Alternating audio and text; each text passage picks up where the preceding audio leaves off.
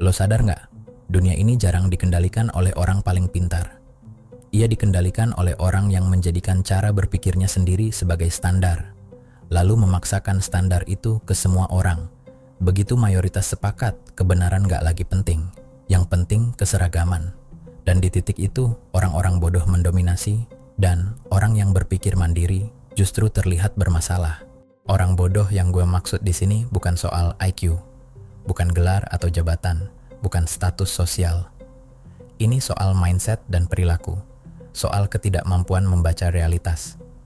Dan yang lebih berbahaya, keengganan mengakui keterbatasan diri.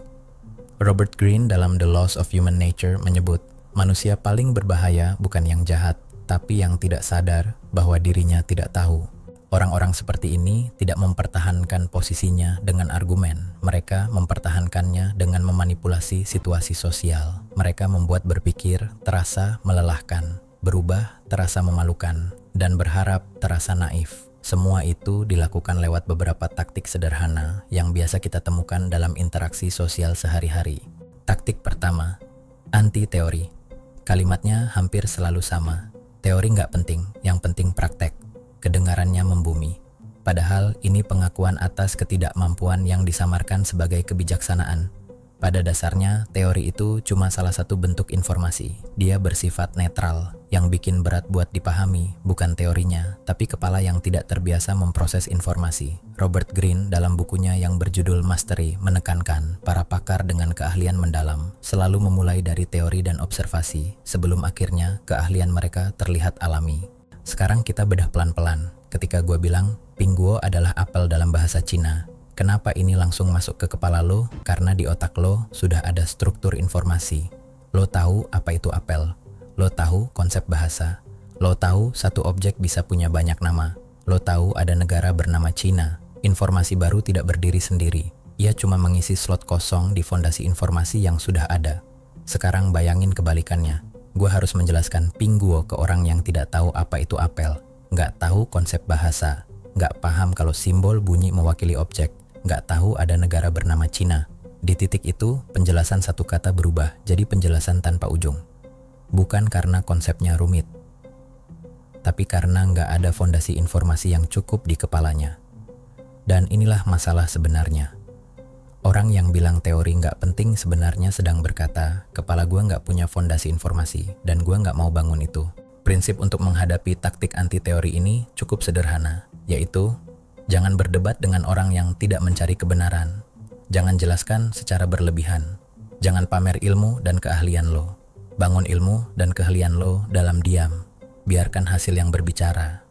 Orang bodoh bisa menolak dan menertawakan teori, tapi mereka nggak bisa menyangkal hasil. Saat lo kasih lihat hasil dari ilmu dan kemampuan lo, orang-orang bodoh itu bakal heran dan cuman bisa pelanga-plongo. Taktik kedua, mengolok-olok usaha untuk berkembang. Begitu lo mulai belajar, lebih disiplin, mengupgrade diri, lo jarang diserang langsung, tapi lo di-framing. Lo nggak disebut rajin, tapi disebut sok rajin. Lo nggak disebut berusaha, tapi disebut terlalu ambisius. Lo nggak disebut disiplin, tapi disebut kaku dan gak asik. Ini bukan kebetulan, ini pengendalian narasi. Robert Greene di buku 48 Hukum Kekuasaan menjelaskan dalam beberapa hukumnya bahwa cara paling efektif untuk menjatuhkan seseorang bukan dengan melawan argumennya, tapi dengan mengatur narasi tentang dirinya. Taktik kedua ini adalah bentuk crab mentality, bukan dengan larangan langsung, tapi lewat tekanan sosial. Lo gak disuruh berhenti, tapi dibuat merasa gak pantas untuk naik.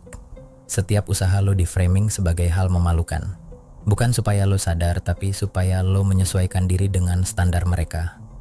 Solusinya jelas, jangan klarifikasi label yang mereka sematkan ke diri lo. Jangan membela diri, karena penjelasan hanya memberi mereka kesempatan buat semakin mengolok-olok usaha lo. Ubah arena, berhenti mencari validasi di lingkungan yang salah. Pindahkan proses lo ke ruang yang lebih sunyi, lebih kompeten, dan lebih relevan. Biarkan proses lo terlihat di arena yang memang menghargai pertumbuhan. Karena orang yang memilih tetap di dasar akan selalu menertawakan siapapun yang berusaha naik level. Taktik ketiga, realisme palsu. Ini bukan tentang merendahkan lo. Ini tentang mengatur batas harapan lo. Ia bekerja dengan cara halus. Bukan lewat larangan, tapi lewat definisi tentang apa yang dianggap masuk akal. Ungkapannya terdengar dewasa, realistis aja, jangan ketinggian, turunin ekspektasi. Dunia nggak seindah teori. Secara psikologis ini bukan serangan, ini framing. Mereka tidak bilang lo salah karena berharap. Mereka menggeser patokannya sampai harapan besar terasa tidak wajar. Dampaknya muncul secara perlahan.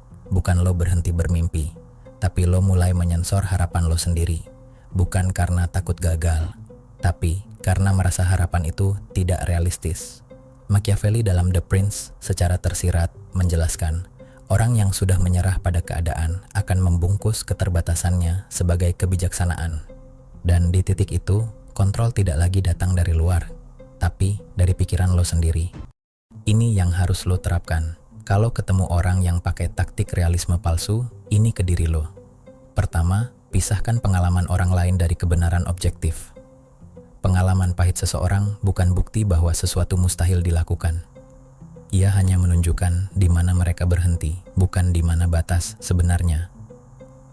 Kedua, jangan curhat ke orang yang sudah menyerah.